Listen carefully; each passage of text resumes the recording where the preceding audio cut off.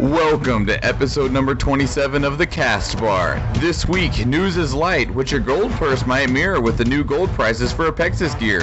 Thousands of accounts have been banned for botting, and we take a closer look at Blizzard communication over the years. We wrap everything up with a review of the Shadowpan Monastery. Thank you, and enjoy.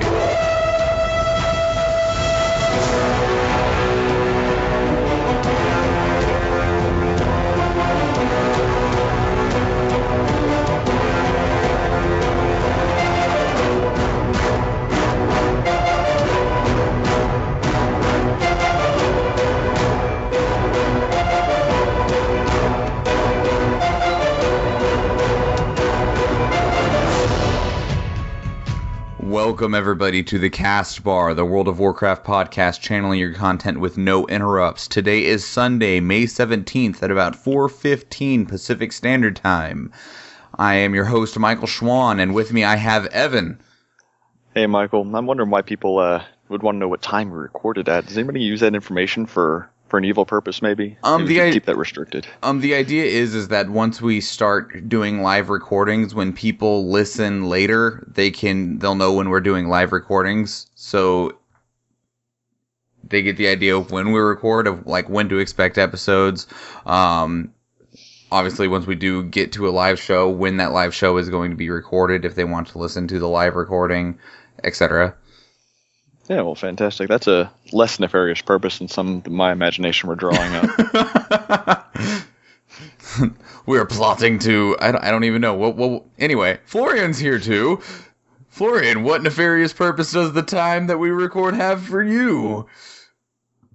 Nefarious purpose? None whatsoever. Oh, very but well. You should always be prepared. Always watch out for the enemy. So everyone moved. Evan moved last week. Me and Florian moved this week. Florian, how'd your move go? It was very quick and expeditious, mostly because I don't own a lot. I just throw all my stuff into a couple duffel bags, flew here, and unpacked in about the space of an hour, and I'm done. Dude, I'm so jealous. We had a 3-bedroom, 2-bathroom house, plus a little shack and a bonus room and all that kind of stuff. And I managed to get a number of my friends recruited, and we rented the U-Haul and managed to get the entire house moved in 8 hours. So, got the U-Haul, got there, loaded it, drove the hour to the new town, unloaded in 3 hours. But all we did was get stuff moved. So, everything is still, just sitting in boxes, and the furniture is on its side wherever it would fit in the new place. I managed to get the bedroom put together, kind of.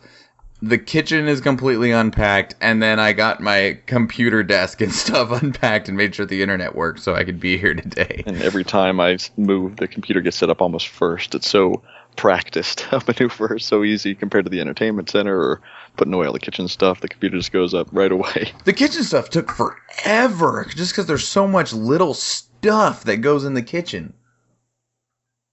Yeah, plus your cabinets are all different. It's tough. Yeah, the amount of space you have is in completely different areas, and things that once went in a cabinet now have to go in a drawer because you don't have that many cabinets anymore. And it's too bad we don't have the organized bags button that we can just click in real life. I'd be down for that.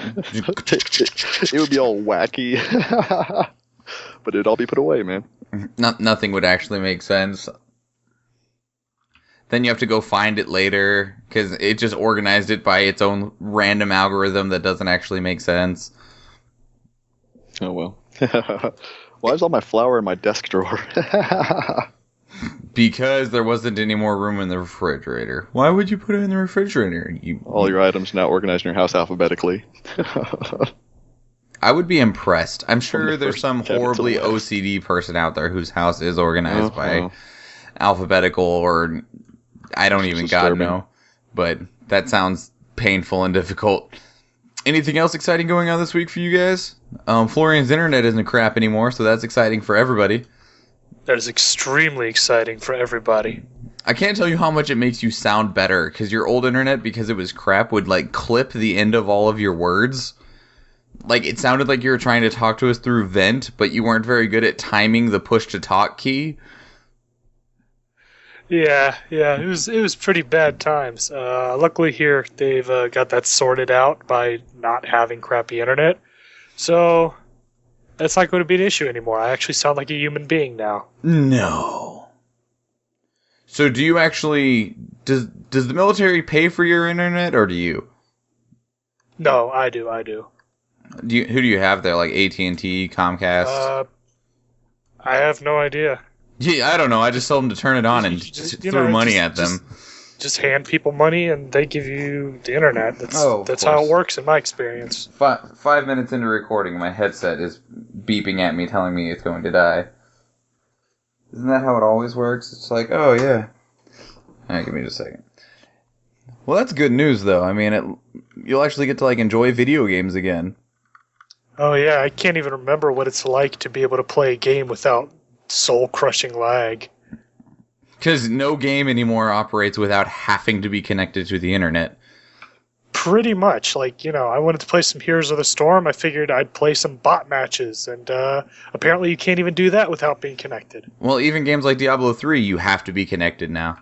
Even if you're playing solo, still got to be connected. Yep, that's the future. It's not a future I'm too terribly upset about. It's just inconvenient at times. Like, I remember when they was first moving to that, everyone was real upset. Now I'm just like, nah, whatever. I think we've started to just kind of accept it. I still think it's just wrong, but, I've been exposed to it long enough that I can just deal with it now. And I think that's what they're banking on, is just like, eventually everyone will just be cool with it, because it just happens all the time. That's just the way things are now. Yep. Alright, well, let's get into the news, guys.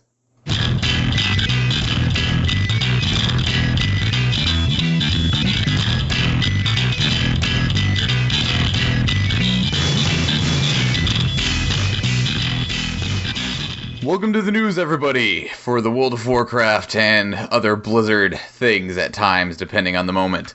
There's not a whole lot of news right now. I'm just letting you guys know. So the first thing that is even relatively something that we could consider news is that comes patch 6.2, you will no longer need to spend Apexis crystals to get the Apexis crystal gear, which is kind of neat. There's going to be a couple different price ranges. So the two different tiers of 645 gear will be 5k a piece. The 655 gear will be 10k, and if you want a piece of 675 gear, it'll cost 20k. And the other thing I should point out here is that instead of the way that Apexis Gear works now, where you have to get the 645, then you can spend more crystals to make it 655, and then spend more to make it 675, you can just buy the 675 piece for 20,000 gold straight up front. So yeah, what are your guys' thoughts on that? Mostly the thing is the price. Is that acceptable?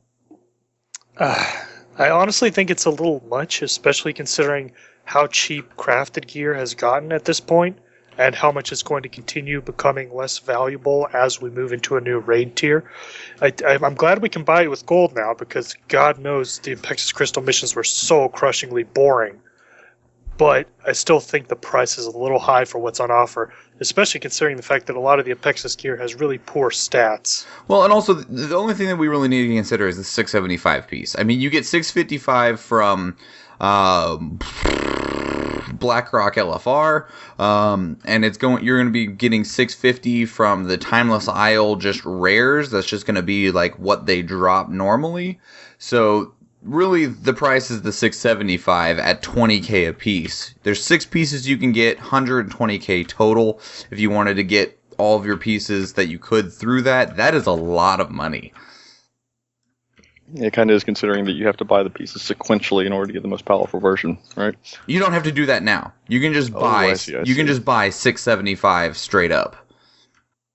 Which I don't even know why you would buy less, unless you're talking about getting a whole set of the 675 gear would be 120k. Correct. Okay. Because there's 6 pieces you can get from Apexis. And is there any limit to the number you can equip at the same time? I don't think so. Okay. Well, it seems like it has some advantages over crafting, but I think it would, like, as far as prices on my server, that's actually kind of comparable, when you talk about the ease of getting it at a given price and being able to pick the stats on it. I guess each piece only has one set of stats, right? So there's no looking for the right version of it on the auction house, I believe. And, I mean, really, it's kind of a catch-up mechanic. It's a way to spend your gold now, and I don't see like there's anything extremely deficient about the new system this way. Is one of you in a garden or something right now? I hear birds chirping. Oh no, I've been found out. like it sounded like some pleasant little area in the background. This is the Castbar Podcast broadcast from Pleasantville, USA. It's just like that. There's some very sweet birds in the background. But no, you're right. I mean, at one point I'm like, I would never pay for that. But I'm sitting here on like 70,000 gold, going, what am I going to do with 70,000 gold? There's nothing to spend gold on. I don't care. Meh. Yeah, I mean, people in all sorts of different economic situations, and Blizzard's new kind of policies moving forward have been, let's cater to all the kind of groups and make sure everybody has something that seems valuable to them. Whether you're a pet collector or a mount collector, a PvE buff, there's a level of content and a level of gameplay that suits you more or less, at least more compared to the older versions of WoW. So from an economic standpoint, yeah. Yeah. I don't know. It just pains me to pay money for gear. Well, there's lots of ways to get money without paying for gear, thankfully. I mean, it's really easy to get some pretty high-level gear. You know, even PvP gets you decent gear at 660 for filling in the gaps in your pieces. I mean... It's higher than that now, isn't it? I could be wrong. I could be completely wrong, but... This is embarrassing. People are going to realize when I'm cutting my mic out. No, it's not bad. I just noticed that there was birds chirping. But for those of you listening on your work commute, that's some calm noises from the garden. So the other thing is though, like, they're changing Apexis crystals to gold, but they're keeping Apexis crystals, and Apexis crystals will still buy the things like the mounts and stuff like that. That just seems odd to me because, like, you're not adding a currency, but it feels like you're making one just that much less important. Why don't they just switch the other ones? Like, why don't they just get rid of Apexis crystals? Like, because the main thing that Apexis crystals were used for were for the gear. Right? Of, you know, the followers, and there's, I mean, tons of things you can buy with Apexis crystals for people who aren't interested in raiding or raiding gear. Like what? Well, you have hirelings, followers for your garrison, you have mounts as well, and I wish I was looking at a list to come up with all the other examples, but maybe just those two. Those trinkets are also Apexis crystals, and I don't know if you can get these temporary buffs with them. Temporary buff potions. There's some trinket slots that you can get for Apexis crystals. They're like 615 level, so it's good for dungeon gearing the moment you hit 90 or level 100. And they'll usually summon a Frostwolf if you get the Frostwolf clan, or they'll summon a... I thought those cost gold, not crystals. Are they not a combination of gold and crystals? I don't think so. No, they cost gold, and you need the appropriate reputation. Yeah, they're just rep items. Well, my bad there. Yeah, way to be wrong. Gosh. Again, yeah, if you take away something that you can use your Apexis crystals to buy, then, I mean, it would make sense that they would try to add something in just to kind of guide the direction of how we should feel about Apexis crystals, what kind of people are going to try to be collecting them a little bit more strongly. You know, just like a one for mount collectors thing. After you get all the appropriate mounts, there's no need to replace them. So without constantly needing to upgrade your gear, you know, where is it going to go now? It's going to be kind of a waste if we ever even pick it up, you know? Well, it's already kind of a waste because I don't even... How many Apexis crystals do I have? I have 9,000. I don't know what that buys. Does it buy anything relevant? Maybe a low-level piece of gear. Like I said, I don't know because, like, I just remember the Apexis system being completely, like, terrible, and so, like, I'll do the mission whenever I get the mission in my garrison, which is what that 9,000 is from and nothing else. So whatever that buys... I mean, I think there's a mount that costs like 5,000 gold plus 5,000 crystals, but I don't know. I'd have to go look because this is how little I care. There's the people that do the Apexis daily and the people who don't care at all, and I fall into the latter group. Which group do you fall into? I also don't really stock up Apexis crystals. I kind of lost hope stocking up on them, considering how many days in a row it kind of took to get that upgrade, you know. And with raiding, it's so random. If you get into a heroic group and only kill one boss, that might be the piece you just spent 3 weeks grinding for. So I didn't like juxtaposing that system with the heavy investment system with the random chance system. It seemed a little bit too risky for me to make that investment. Sure. I just couldn't be bothered. If there was a different option besides like the random garrison mission to get the crystals, I really hate the daily. I don't like it at all. So, I mean, I just never had any, like, if there was another option to get the crystals, I probably would go after them more, but as it stands, I think the system for getting them is terrible. Right. And you have to kind of consider this news in the context of the changes they're going to make to the bonus weekend for the Apexis crystal missions and areas, right? So they'll be easier to obtain, this once in a while than ever before, and maybe they'll make the rewards a little bit more lucrative, or you'll have a renewed interest in them. We'll see. Or I might just still not care because I'll be rolling around in gear from all the other places that you can get You might just still not care. That's true, too. Like, with as many places as you can get gear from now, what's my item level right now? My item level is 665, and I have done nothing. So, yeah, it's pretty hard. It's been 65 for a while now, Michael. What's going on? I've been moving and playing other games. Understandable. And all that BlackRock LFR gives is 665, 655, I don't know. 655. Yeah, see, so I can't even make it go higher with BlackRock LFR.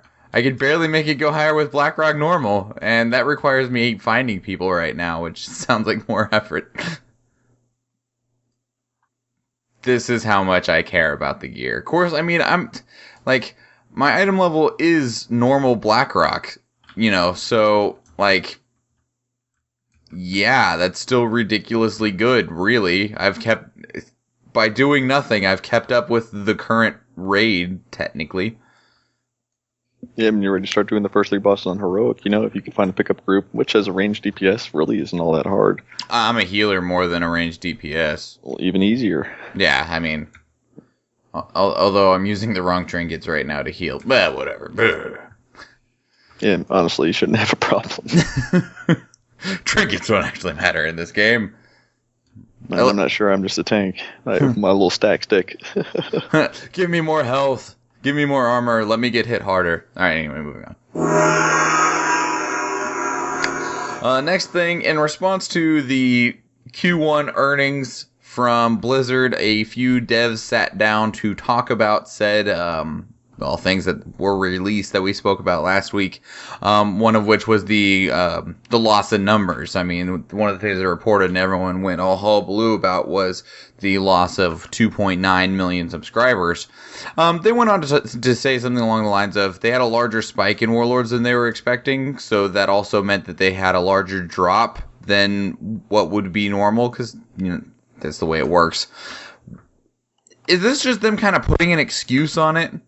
Or do you think that there's actually a problem here? Like, if the game would have been something that had full, I don't know, balls, it would have kept more people that came back, right? Because we're almost back to the point that we were at before Warlords launched. I would say one of the problems, there are a lot of things that they talked about that could or could not be the problem, but the main thing is that it just doesn't have enough content to keep people interested, or at least not enough content worth doing. One of the main weaknesses that I voiced last week when we talked about the subject is that they have a lot of content. For example, the dungeons, which are excellent dungeons, that there's no incentive to do, so players are essentially ignoring them. So I feel like maybe Blizzard needs to shuffle things around a bit. Like, there's a lot of content, but a lot of it is basically useless. Mm-hmm. So people are just running out of things to do because Blizzard's just not rewarding things properly. They need to look into that and try to figure out how they can make there be a better incentive to do the things that are already available to do in Warlords. Well, there was a we all remember Ghostcrawler, correct? Greg Street. He was one of the devs that went over to work for Riot Games Yeah, of No, course. I've Well, played Crab WoW guy. for years and have no idea who he is. Some people don't. So, anyway, Okay. so he still responds on some things in regards to World of Warcraft. Obviously, he's not a dev anymore, so it's just like, his viewpoint and stuff like that. And he responded about the whole, because a lot of the devs label the loss as kind of like unimportant because of the cyclical nature of the game. People come, people go, they do what they want to do, they unsubscribe, something new comes that they feel like doing, they resubscribe, and then just this continuous cycle of leave, return, leave, return, leave, return. And that's something that they're used to and that they've stopped worrying about when the numbers go down because they always go back up. Kind of. And what Ghostcrawler said was like, that's the model that Blizzard is taking, because that way, if you truly made enough content that there's always something to do, then either there's going to be a ridiculous number of players that will never see all of the content, or you're going to have people doing the same content over and over and over again, neither which are ideal situations. I mean, the difference between World of Warcraft and another console or a single-player game is that it's constantly evolving. It constantly has new content. Well, I'm not going to say it. They intermittently release new content in a pretty consistent fashion. And the expansions are so game-changing that you can unsubscribe for 2 years and come back to a different game entirely, which gives you that kind of fresh new, call it a coat of paint, but I think whole new system of game mechanics to work through and relearn and have fun with again. So if somebody wants to play this game by subscribing for a couple months, then unsubscribing when they've digested, I guess, the new content, and then resubscribing again, I'm sure that there are a lot of people that do that, and that's got to be a sizable portion of the market share, quote unquote. I don't know, financial terms. So maybe Blizzard does kind of cater to that a little bit as far as establishing a rhythm that will keep on bringing people back and keep on getting people to resubscribe. Maybe? I don't know. On one hand, I understand the system. On the other hand, I feel like there should be ways to improve it so that doesn't happen. But, I mean, obviously Blizzard has the numbers that we don't. And even in their earnings call, they will show things. They don't show everything. And, they probably have more data than I can probably even perceive. So they can see how often, the average for an account of how long it's inactive at a time. They just see the system of they're subscribed a month, they unsubscribe a month, they subscribe for 2 months, they unsubscribe for a month. And so it just continuously does this cycle thing. And because the numbers are for at the very end of the quarter, so those numbers are for what the subscriber numbers were at the end of March, which means that, we'd already had 6.1 drop. So, those people had already done it and then went, meh, and then dropped out. So I imagine as soon as 6.2 drops, that number probably goes back up. But we don't get to see that as easily because we just see what happens at the end of every 3 months. Yeah, that's true. That'd be a crazy level of transparency if they showed all the subscribers on a ticker. People might get a little bit obsessive about that. Oh man, usable, I'm sure. Can we set sub goals like Twitch on here? Whoa, could you imagine if Blizzard did that? If we hit 10 million subscribers, we will re-release Sunwell. I don't know. Yeah, that'd be really funny. It might encourage people to come back. And then they don't hit the numbers, and then Blizzard's just taking everyone money, and they laugh at you. A couple other things they mentioned is that the WoW token has actually had pretty minimal impact on sub numbers, which doesn't surprise me. I mean, technically, it's the same number of people regardless. The only way it'd impact numbers is you would have more people, if a bunch of people had a sizable amount of gold just sitting in their bag or in their bank or whatever, then that's the only way that it would really affect anything, because then they'd be able to come back without spending money. But really, the people who are in the game right now are either buying or selling the token, so the number of subscribers would just stay the same. But Blizzard might make a little bit more money since the token is $20 instead of 15. Words. So So yeah, I guess it would be I don't know, comforting to us to know that the subscriber population was kind of level or growing all the time, because it reinforces our, investment in the game itself. And maybe Blizzard doesn't have the same kind of financial goals or doesn't derive comfort the same way from us. They know that people will come back in droves and they release really exciting content, and I think hype is one of their strong points. So that's just the way they choose to do things. It's a little bit of a rockier ride for people who subscribe long term, but for the more intermittent player, it might be pretty exciting and rewarding for them. Well, also on the same time, we have to remember that we still have 7 million people playing this game. Most other MMOs get excited, like, if they hit, 100,000. Like, 1 million is, a dream. Like, that far-flung off dream of having in terms of subscriber numbers. Most, are they're like, yeah, we got it to 100,000. We're a success, boys. Woo! Yeah! Means they didn't completely flop, Whereas WoW is like, meh, we lost 1 million, whatever. Anyway. Anyway. Last thing for the news is, that Blizzard just dropped their own subscriber down by a decent chunk, in which they banned apparently over 100,000 accounts got banned, for botting. So, don't bot, because Blizzard will find out and they'll ban your account. The bans, although this time were different, because the bans were only for 6 months, where normally botting is a permanent ban offense. So, that's different. And I guess a large number of the offenders were for a bot called Honor Buddy, which I'm not sure what Honor Buddy did, but from what I understand, it was a PvP bot that, helped you farm each other for more honor, from what I can understand. Yeah, I imagine one of those battleground botters. I mean, the ones that were the most noticeable in games were people who just ran around the outside of the map the entire time and tried to stay out of combat for as long as possible, just to draw the game on or whatever. I didn't realize there were any really smart bots that could do really smart things. Of course, we talked about Kickbot, which really influences gameplay, but otherwise, I don't know very much about it at all, except that you can use them to go AFK.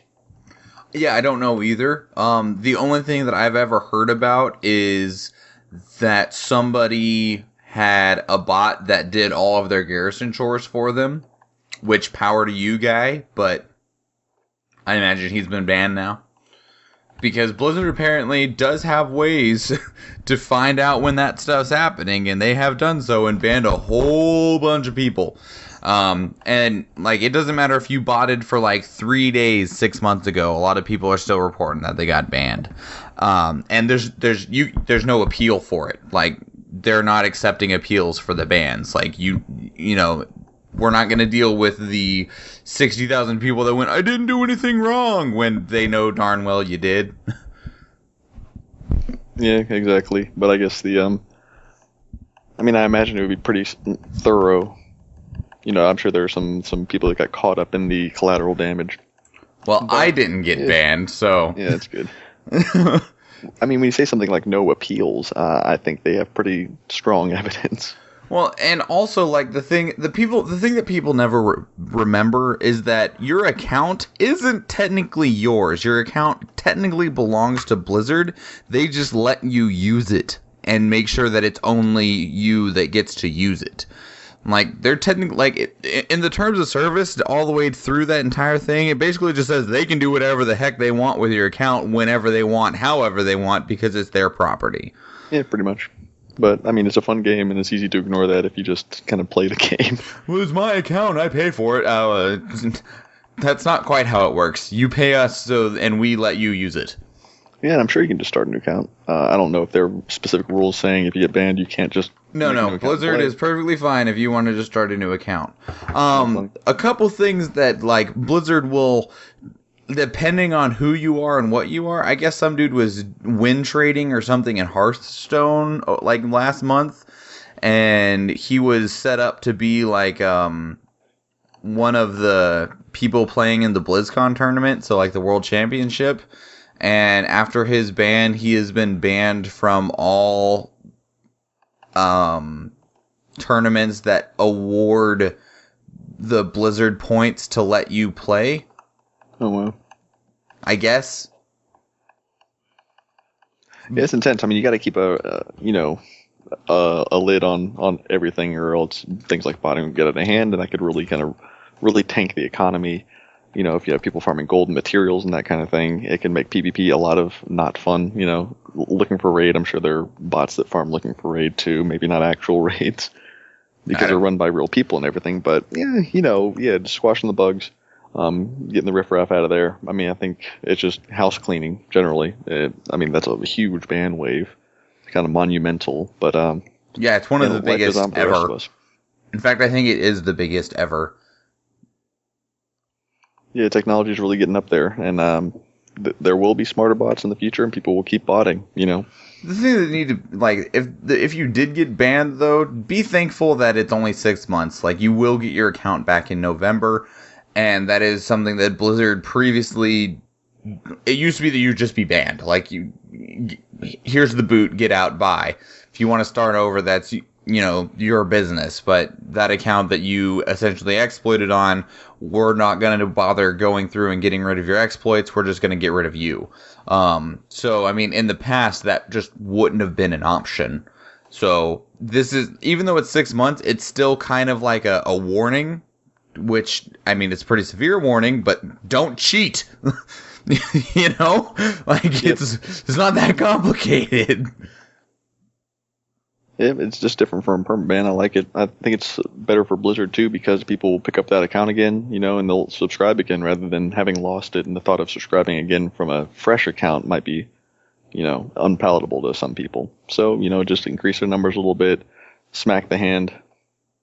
I'm not really surprised by this.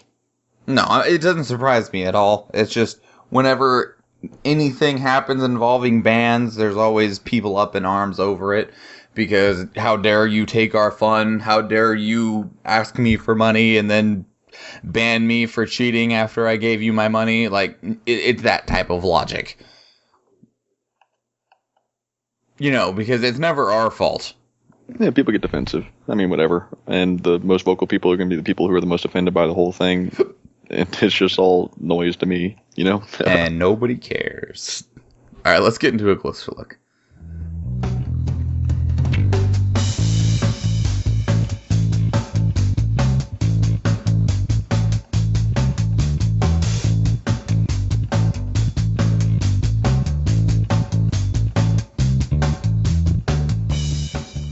Welcome to A Closer Look, everybody. A Closer Look is a small section we do in which we take something that is very rarely newsworthy, but might be noteworthy, and we just give it a little bit more discussion. We give it a little bit more of our time than just a passing glance. And this week we're going to be talking about Blizzard's communication. Blizzard, over the years, it's a very big, very large company, and they have a... what's the word for it? A public... not representative, they have a public face. What is it called? The way that the public looks at you, your public, I don't know, words and things and stuff. Anyway, and over the years they've become more and less communicative with us.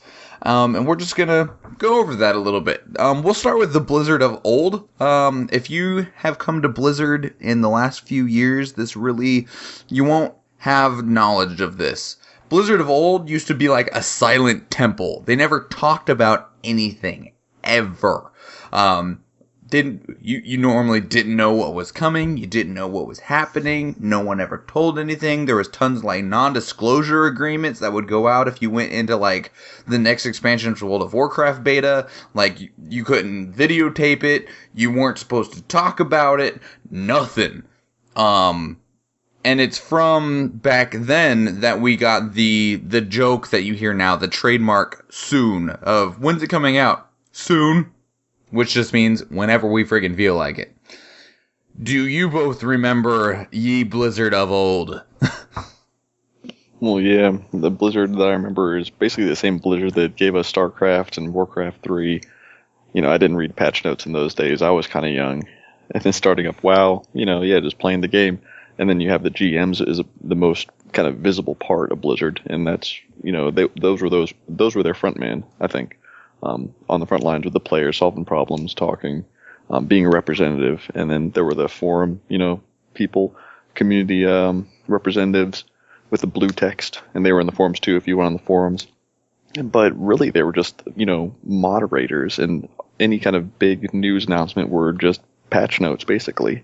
And that's basically what it boiled down to for the whole first expansion, although somebody with more experience and who was a little bit older at that time might be able to correct me, but that was my impression. No, that's about right. I think a lot of it is just attributed because it was more difficult to communicate back then, and they were so nervous about stuff because Blizzard now is such a huge platform, and while they were big back then, there was a lot more competition that they were having to deal with, so they didn't want too much of that information getting out. And now they're so big with so many people with them that they're just like, meh, whatever, we'll win anyway. Yeah, I don't know if Blizzard exactly says, we'll just say whatever we want now. I think they're, censoring themselves more than ever. No. I don't mean that and just like go honky wonky with whatever you want to talk about, but just that general overture is what I mean, of that it used to be that they wouldn't speak about anything or even projects that they are working on, and now we have a lot more constant stream. Comparison to like 5 years ago is when they started to open up a little bit more. This is right around the Cataclysm area. They still chose to be pretty quiet. They did everything in really big announcements with a little bit of follow-up. So, a lot of their stuff would only ever be talked about at like E3 or Gamescom or BlizzCon. And that was really all they did. And then they started moving into like what we have of like, I just remember it of like the Blizzard that we've had for like the last year or two, in which social media has become so huge. Everyone's on Twitter, everyone's on Facebook, everyone's on all kinds of forums and Reddit and God knows what else. And so there's so many places. I mean, you can't hide anything anymore is basically the problem. And I think Blizzard realized that with how many different areas everything can be. There's people doing YouTube shows. We're doing a podcast, which, podcasts just recently have gotten more popular. They never went away, but they definitely fell out of favor for a while. And so now, even if you have people doing non-disclosure agreements, it's still going to get out no matter what you do. Right, and I think they realized when social media was starting to get really huge that if they didn't develop a strong, persona in the media sphere, somebody else would. And, people are hungry for a news feed on that kind of Twitter speed. And somebody was going to provide it a Blizzard dialogue, with the loudest voice if they weren't going to, which is kind of dangerous from a PR standpoint. So yeah, get on the front lines. Being a cutting edge company is all about staying current with technology, and social media would be painful to ignore. Mm-hmm. If you were any company, really, at least on that scale. Well, you basically just can't ignore it. Like, that's just not really an option to ignore it anymore. No, these days, absolutely not, unless you're just too small and you fly kind of under the radar. It's all about, honestly, kind of supply and demand. How much demand is there for a news feed? And how often do people want new news? If Blizzard doesn't say anything, people get antsy and anxious, and they start drawing conclusions, they start demanding answers, shouting their questions. Look at the, I might use the PvP community for an example. If they don't hear anything about the problems that are wrong, they're going to get vocal. Sure. I mean, yeah. What do you think, Florian? I would say that's part of it. But another part of it is, I think that the way you advertise games has changed a lot, especially in the last 5 to 10 years. It's changed massively. And there's a lot more like social media type stuff. A lot more of it is developers talking to players. And in a world like that, a company like Blizzard can't afford to stay silent. They need to constantly communicate with and engage their customers in order to just build and maintain buzz about their games, their patches, etc., etc. And part of that for a service like World of Warcraft is talking about, things like balance fixes or issues with the game that need to be worked on and things like that. So I really think it's kind of inevitable that Blizzard would have opened up the way it has now. But I think it may have gone a little too far because it's gotten to the point where we have some devs saying things that later on just don't happen, maybe because of different decision was made somewhere in the development process. So I think right now Blizzard's almost too talkative. Well, and that changed with like the last like 3 months because of situations like you were just describing. Because we had like the one that I most clearly remember is there's a dev that went to talk to like Wowhead or something like that, and it was in regards to the Ever-Burning Candle.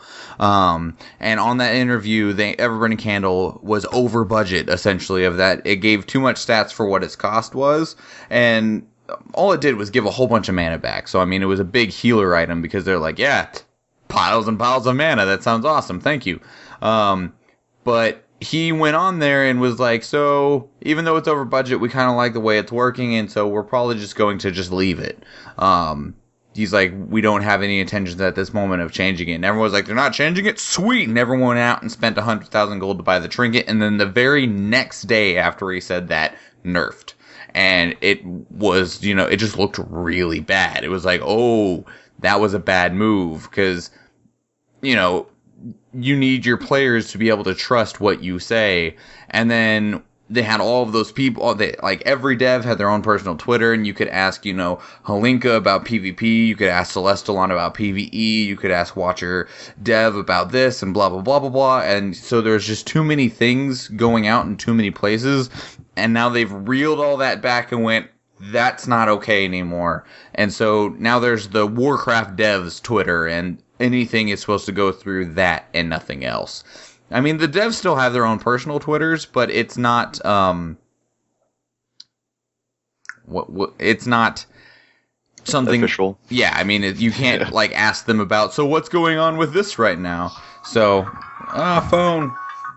But I really like that kind of, setup a little more, even because the developers become less of a voice of Blizzard and an icon to direct all of your, acceptance or malice at, and more of an actual person who has an actual life and post pictures of their dogs and kids and stuff, and people can relate to them and then treat them less badly, Yeah, no, I mean, it makes perfect sense, and it's a good healthy idea. Relationship between player and developer. Well, and Blizzard just talks so much about how all of the different sections are completely apart from one another.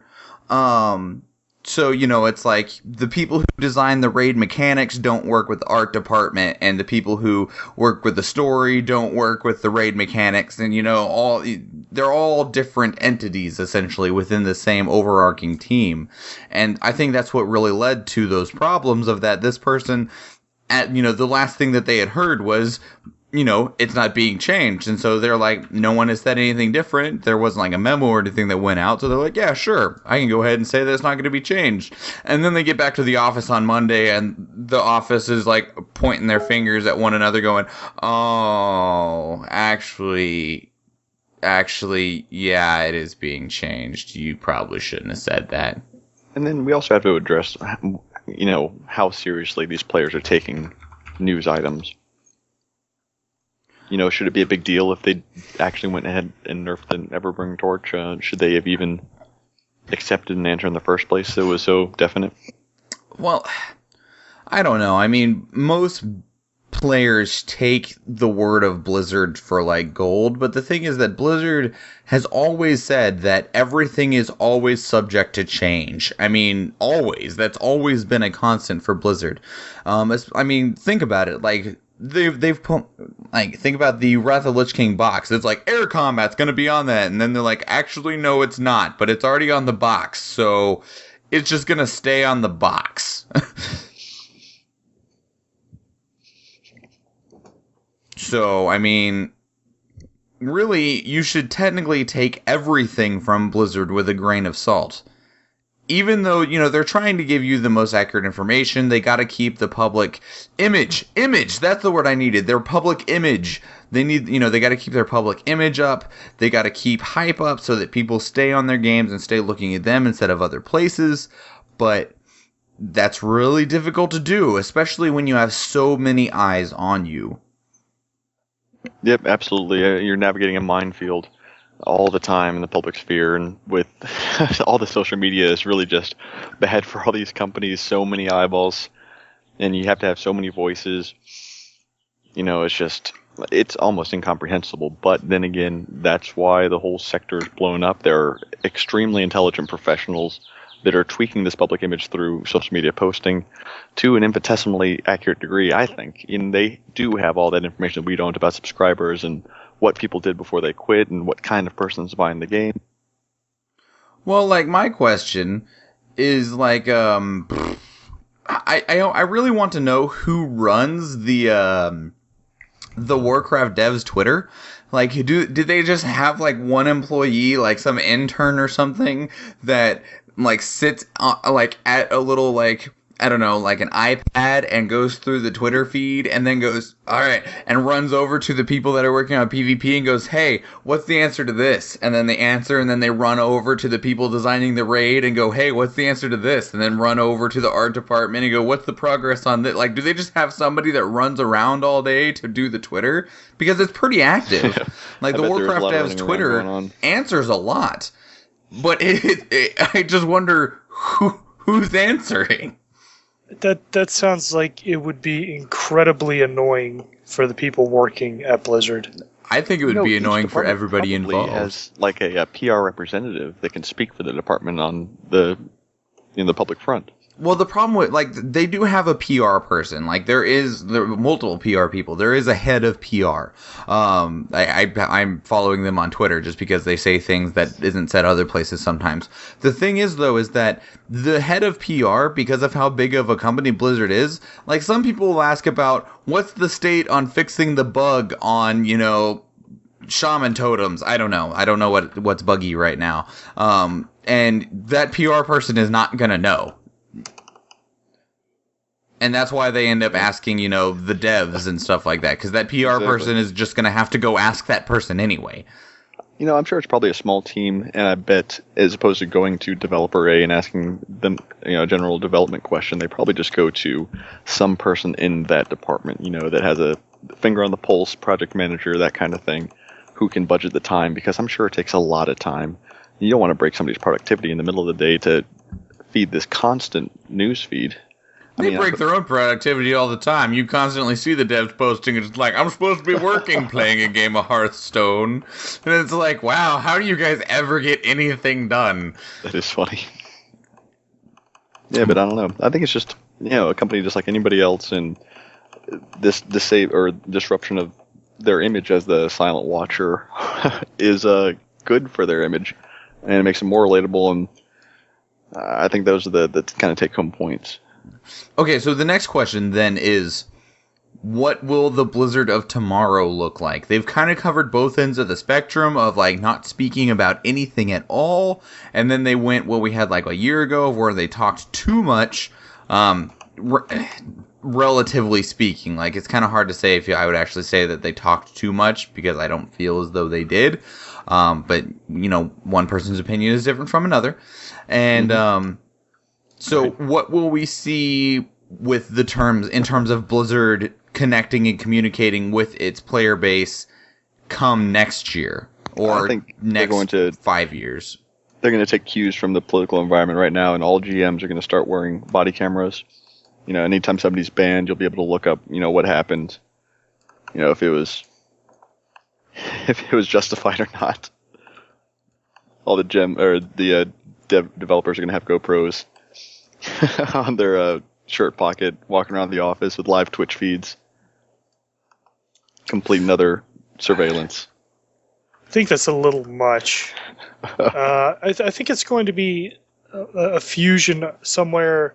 It's going to lie somewhere between the over-talkativeness they've had recently and their silence of the past. I feel like there's like a happy medium that they're eventually going to reach if their PR department actually helps them reach that and doesn't screw them over.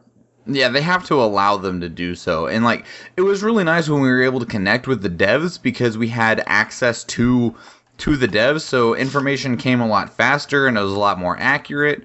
But at that same time, we ended up running into those situations of where just bad things started happening. So, I don't know. I feel like Blizzard has gotten a little too quiet again, because the Warcraft devs' Twitter is rather reserved, kind of like Blizzard used to be. So I would like them to open back up just a little bit, because it was nice to have that communication from them, which we we don't get anymore. Well, yeah, I understand that too. A little bit more reserved is probably what we can expect from the past, but I think the most influential aspect of Blizzard public communication over the next 5 years is going to be how social media itself changes and evolves. Because we can't predict the way social media is going to go, so I don't think we can predict Blizzard response either. Sure, yeah, we don't know what's going to be the next Tumblr, what's going to be the next Facebook, what's going to be the next... There's bound to be more that start being released and popularized. I mean, you know, maybe Blizzard starts gaining activity on Vine. I don't know. But that's a good point there, of that as social media evolves, Blizzard will have to evolve at the same time. Yeah, absolutely. Is there a form of social media that we are really lacking in some way?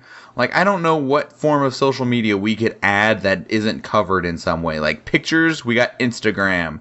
For videos, we got Vine. For, like, random stuff that's, you know, short and sweet, we got Twitter. If you want to go to long, drama-filled blabbing posts, we got Facebook and Tumblr. And if you want voice, you have podcasts. Yeah, I guess that is the one type of social media that is missing, is like a vocal forum of some sort. I guess we don't technically have one. Time to start working on one. Sounds like ways to make millions. Right. All right, let's get into the mailbag.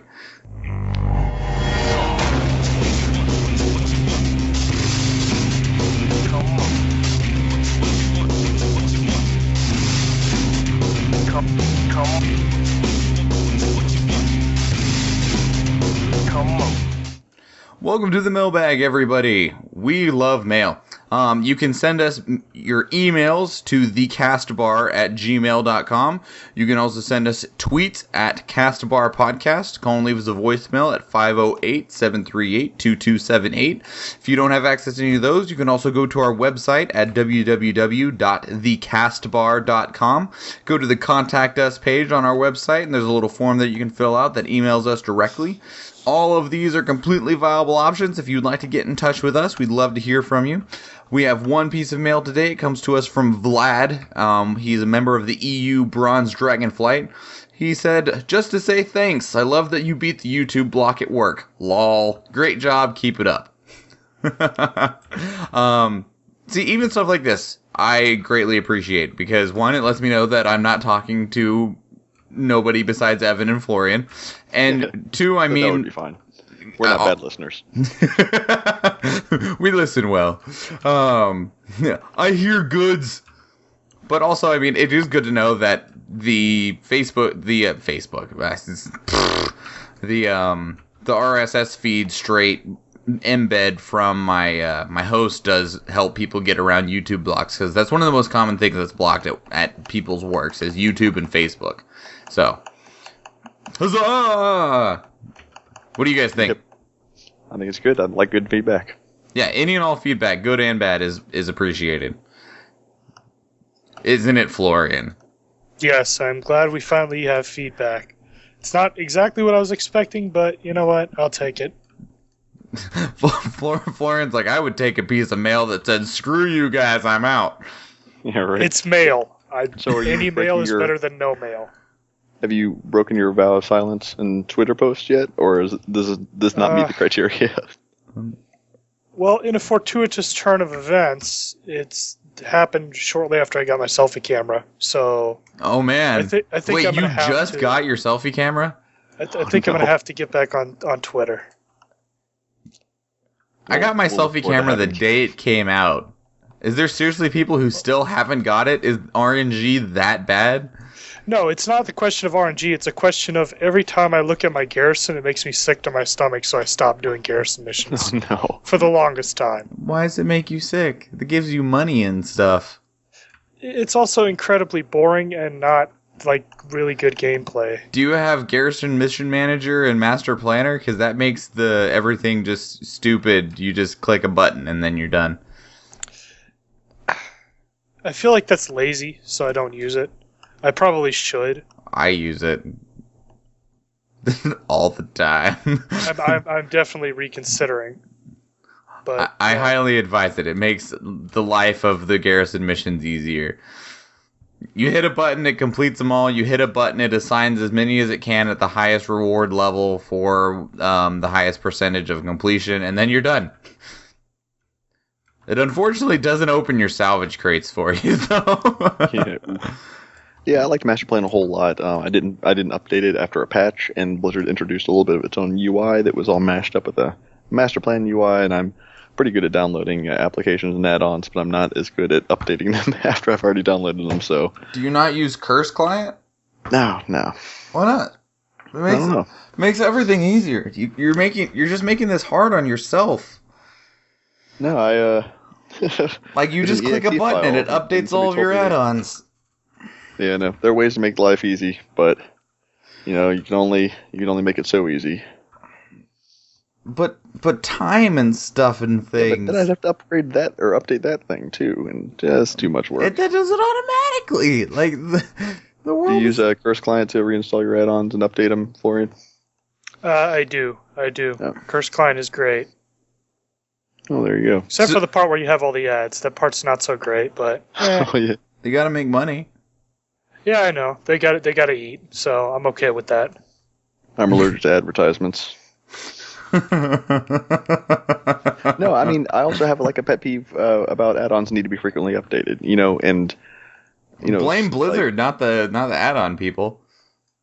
Well, yeah, I mean, Blizzard introduced a little bit of functionality of the Garrison, interface, and that kind of just mucked it up for this one. But also the boss mods, those will actually work out of date for a couple of updates, so I'm down with that. Use it out of date until it stops working, and then read and download it, every couple weeks or couple months, and that's a little bit better a pace. But like Master Plan. Honestly, most of them don't update that often. The one I remember being the worst was before we had the group finder OQ. That thing had an update every couple of days, and if you didn't have the same version, the most up-to-date version, you couldn't connect to anyone else that didn't have the same version as you. So you either updated or it didn't work. Yeah, I guess I was just still getting matched with all the lazy people who hadn't updated it, so all of our groups fall apart. Yeah, I should probably update it and get on board with the people. Too lazy to update means too lazy to not stand in the fire. Yeah, exactly. That's why it all failed. No, that's why I didn't like OQ. Oh, well. It's a dead add-on now. It doesn't matter. Funny. All right, let's go ahead and get into the review.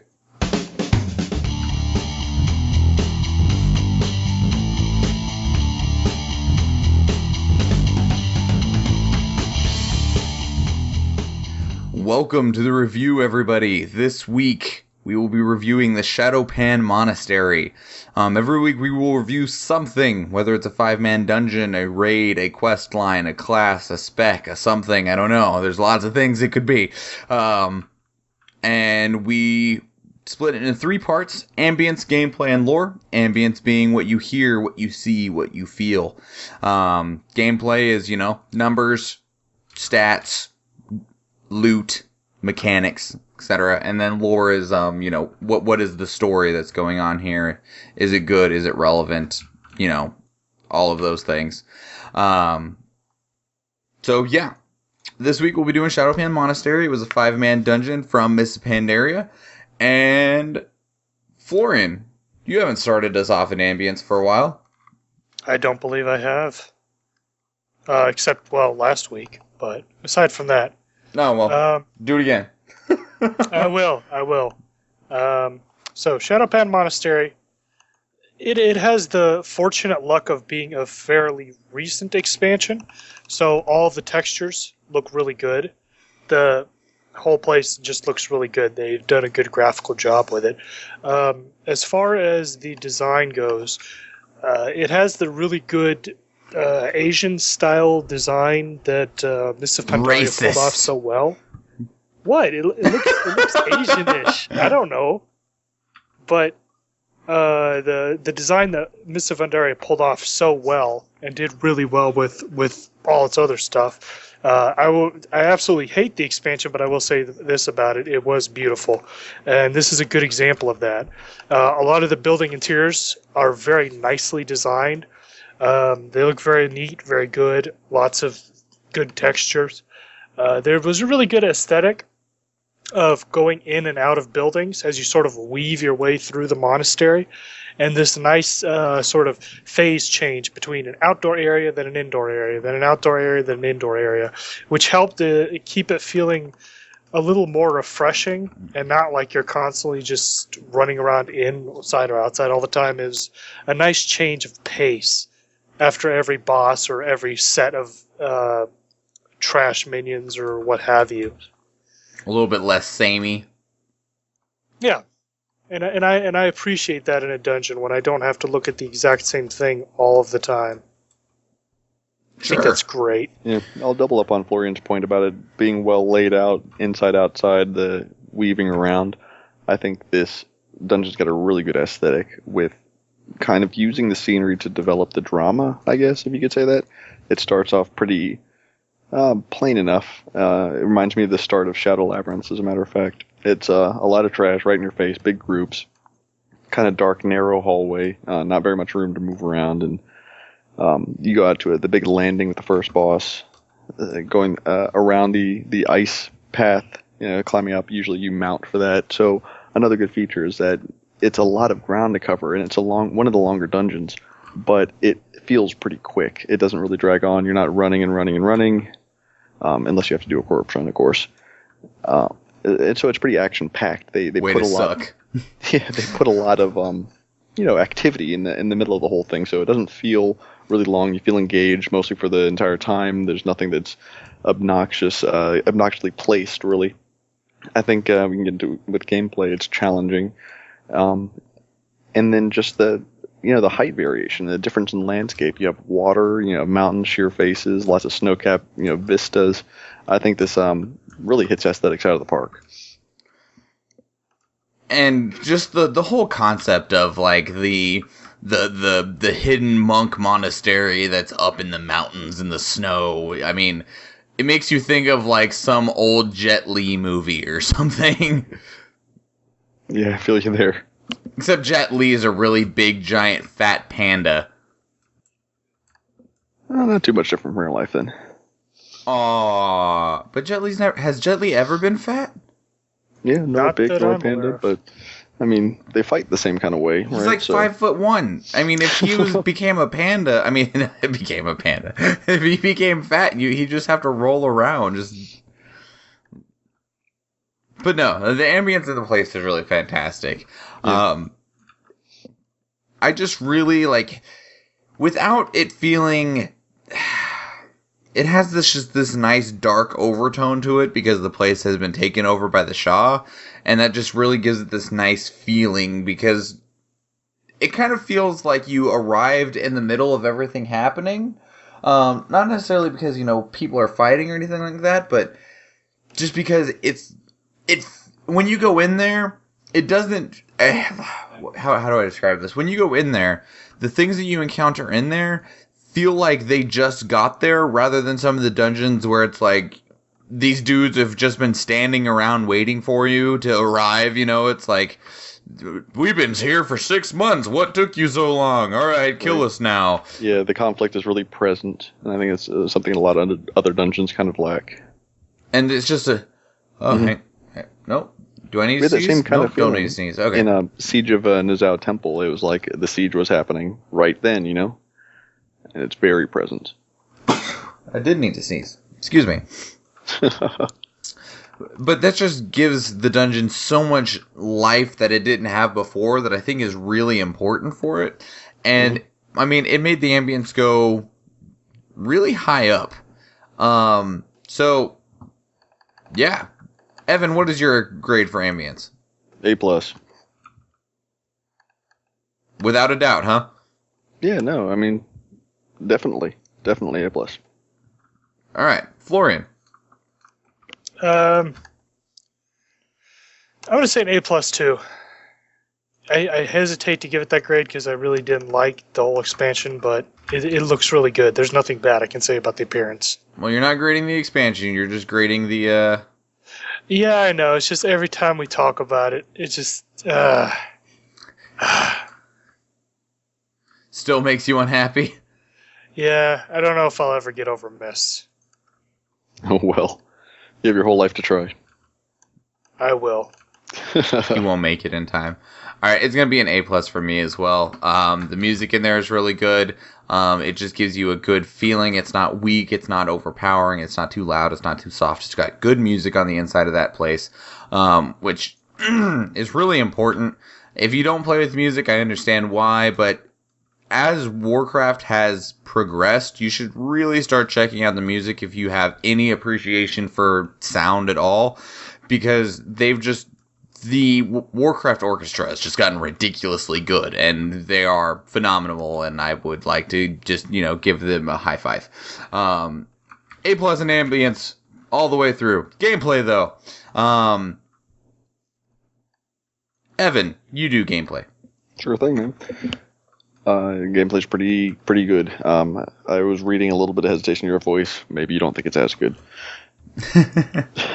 We'll see.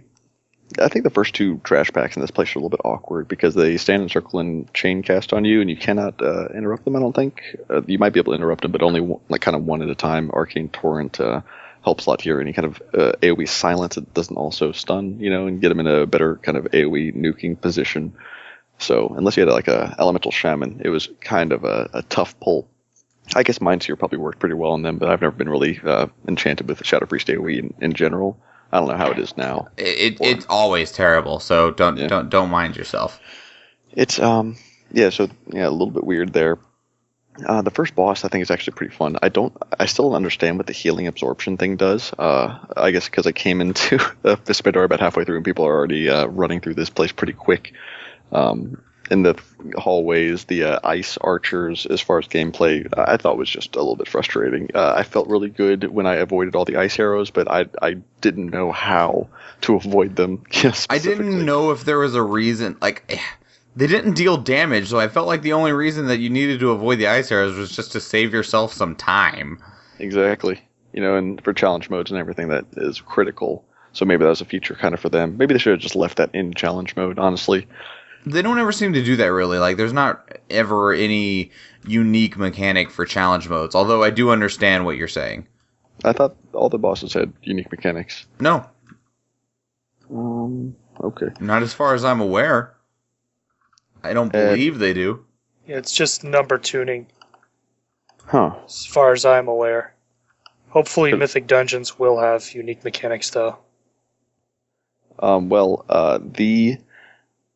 Yeah, I mean, I think Mythic Dungeons probably will have unique mechanics. That's another discussion, but that's something that's really exciting me on the forefront, or on the future front, or on the horizon. At any rate, gameplay in this place going on. The big Shaw boss, I think, is pretty cool for a Shaw fight. We fight a lot of these guys throughout the expansion. I think this with the Shadow Spike that spawns the little Shawling is important for tanks because if you were level appropriate, it did a whole lot of damage. And gathering those up and avoiding the AoE spin, I think this is a pretty fun boss to fight. The trash leading up to the Shaw boss, though, had a whole lot of health, packed a huge punch. It was just maybe a little bit cumbersome. I mean, kind of chunky, clunky. Yeah, I think you had some of them that were generating Shaws that would heal and stuff. And these big packs, they all look the same. It's hard to pick out the one to silence the right guy. And it was basically just an AoE fest that took a long time because of the healing and the danger of the breath attack guy. So a lot of this, I mean, obviously memorable mobs in this place as far as the trash, which a lot of other dungeons can't really boast the same. Moving on, the last kind of run where you're going over the bridges, easily skippable mechanic. You get to skip a few packs just by jumping down. I like that. Everybody kind of got on board with that in the public queue. It was really good when you had a death knight. Yeah, exactly. And the orbs of corruption stuff, and killing those before you could actually kill or purifying the corpses before you could kill the shades. Was really difficult sometimes. Sometimes, yeah, because, I mean, I think it was a well-designed encounter. I mean, it was tough with the AoE shadow volleys and getting them pulled all away and that kind of thing. And I think that was a really kind of fun, challenging, straight there. Plus, you only had to fight like 2 of those packs, honestly. Well, if you're really good at dodging the corrupted orbs could wreck challenge mode groups if you got like bad RNG on the mob's abilities, because they had like AoEs and stuff, and they would randomly change targets. If you got bad RNG on trying to purify the orb, it was just... Well, you can take him down from a range before you go to purify the floating guy in the middle of them. The most difficult part was the part that the second group that you can't avoid, the 2 orbs that are right next to each other. Right, exactly. That could be complete ruin. And even with high gear, sometimes on heroic, you could actually get pretty caught up in the area before the Shah, just because there's so many mobs there that run around, and that's just, I mean, it more awareness was necessary for this dungeon than a lot of the other raids. Dungeons of Mists and even Warlords now, just because you could easily get caught out, which was nice, and the stuff did more damage than you would readily think that it would. Right, it's that frontal cone AoE, and the problem is that the mobs kind of lended themselves to be gathered up and AoE down, and if you're a rogue in there, or an enhancement shaman just trying to AoE as much as possible, and you weren't paying attention to that one mob that was channeling a white breath attack in your face, everything is kind of smoky and black. Welcome to die. The white smoke attack doesn't stand out even. So, I mean, it's kind of designed to trip you up, and that's crazy amount of damage for the amount that those melee attacks are doing. So it's just something you're not used to. And I like getting tripped up because it means Blizzard knows what they kind of expect us to do. And it means they're good at trying to throw us curveballs and surprises and stuff that catch us off guard. Those are my favorite kinds of instances of gameplay. Were any of you... what's his name? Master Snow something? What's the third boss? The second boss's name? Master Snowdrift. Snowdrift. Did any of you ever once get caught up by his little split into multiple people thing? Oh, you mean the thing with the Hadoukens? Hadouken! Yes. Yeah, mirror image, that's a good way to refer to it. Yeah, I mean, I usually had to just knock him out because I wasn't sure which one was him quite a few times.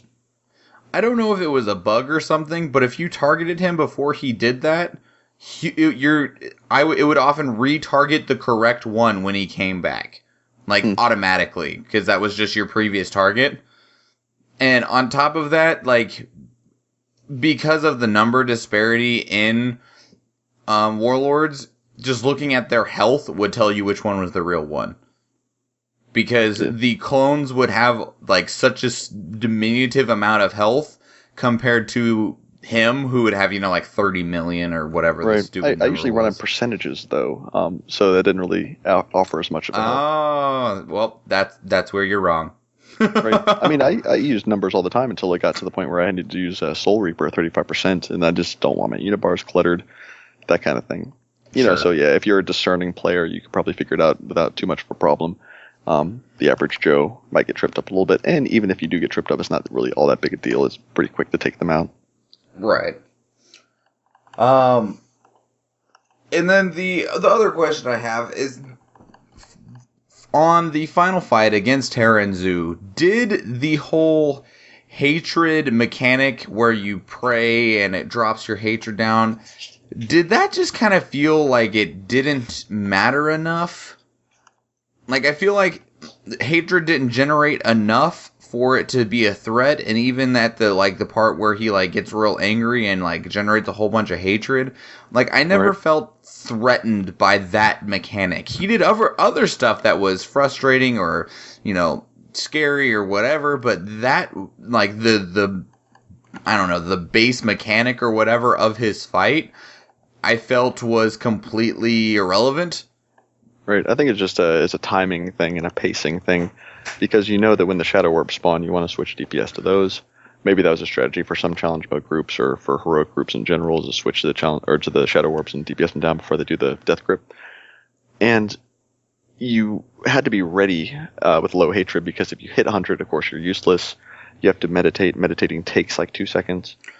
So you don't want that to have to be done in the middle of a huge DPS burst. I mean, I think the fight requires you to be so bursty that you have to plan when you meditate. And I think that was it affected the encounter, but I don't think we ever wiped due to excess hate. Well, the problem that I always saw was just like I felt like it was too easy to like meditate didn't have a cooldown. I think if it would have had a cooldown where you had to be a little bit more aware of what was happening, I think it would have been a little bit better. But like anytime you got hatred, like if you just hit 50 hatred, you're like, meditate. Right, but you can't do that as a healer at a certain gear level, or else you're inactive for a quarter of the fight, and there's a level of acceptance or a margin of error being a little bit too small in some gear levels and in challenge modes too, I'm sure, where you wouldn't really just be able to do it at 50 hate. You had to kind of milk it. Maybe it's just because of the gear disparity, and like maybe that would have been a thing if I would have played it right at the very beginning of the expansion, but I never even noticed that problem having a possibility of existing. Right. I think it's just in itself a pretty cool mechanic, very different, and it didn't really. We don't really have experience doing anything like that, so just a little bit of flavor. Sure. So then, Florian, what would you grade gameplay? I haven't had much to say on the topic. Oh, but, go for it. Well, I didn't realize how much I was yapping, so. Everything has already pretty much been taken up. You guys have talked about every major part of the gameplay, really. However, I would say the gameplay in this place was pretty good. I would honestly give it an A. There are a lot of good mechanics in a lot of the bosses, and even a lot of the trash had some challenging stuff going on. I remember having more than a few wipes on the big packs of Shah, including the regenerating Shah, which were incredibly annoying. Yep. So, yeah, I feel this place deserves an A. All around, it has really strong gameplay. So, what is keeping it from an A+ for you? It just doesn't. I don't know. I just feel it deserves an A. I cannot vocalize why. And Evan, how about yourself? I'll say it deserves an A. It does not deserve an A+ because. Because it just doesn't feel like an A+? I think the snowdrift fight lags a little bit. The event nature of it goes a little bit too slowly. I don't think that the little trainees provided any threat whatsoever, except in a challenge mode, the only strategy is to take them out as fast as possible. And in heroic, when I'm not trying to beat a time, I'm just trying to get through the thing. It's just awkward, and everybody stumbles through it because you never get to spend very much time on one target. God help you if you're a dot class. So I think that counter could have been a little bit contrived to still make it challenging, but coming right after the ice arrow path, I think these are just a little bit too much of just a. It's just like a brute force obstacle, and I'd rather be more mentally challenged than. No, never mind. I would not like to be mentally challenged. I'm sorry. I would like for the game to challenge me a little bit more than that style of encounter. I don't know if I'm being rational and saying I didn't really like that. Sure. I'm gonna give it a B. I had the largest problem out of everybody with the dungeon, and mostly for what Evan just described. A lot of the mechanics and events and stuff that happen, they don't feel necessary. They just feel like they're there just to be there, which I guess isn't necessarily bad, but it didn't even feel good either. It's just something that happened. It's just like meh. Just a whole bunch of meh for a lot of them. Like the ice arrows, like you said, fighting the apprentices just felt like a waste of time. But mostly just that little section hurts this dungeon so much. Just right after the first boss, up to defeating the second boss is just like. So, B for me. That puts it at an A- overall. So it's still not bad. It's not bad. It's just there's things that go make you twinge a little bit when you think about this place, I guess is the best way to describe it. So take that how you will. We'll go ahead and go into lore now. I will go ahead and speak about lore. I actually really liked the lore for Miss Pandaria as a whole, just because of the entire system that the Shah operate on, of that emotions having power and that, you let more emotions and stuff. Too much emotion leads to too much backlash, essentially, is kind of the way this entire place operates. Not just the Shadowpan Monastery, but Pandaria itself, and I enjoy that prospect. And the idea behind the Shadowpan Monastery, the actual lore for it itself, is that Terran Zoo doesn't like us. From the moment we arrived, he was not our fan whatsoever in any way. He was very angry that we were here. He was very angry that we didn't leave. He was very angry about everything that happened everywhere. He blames it all on us. Which, whether that's true or not, whatever. But it, obviously an attributation to us can be made.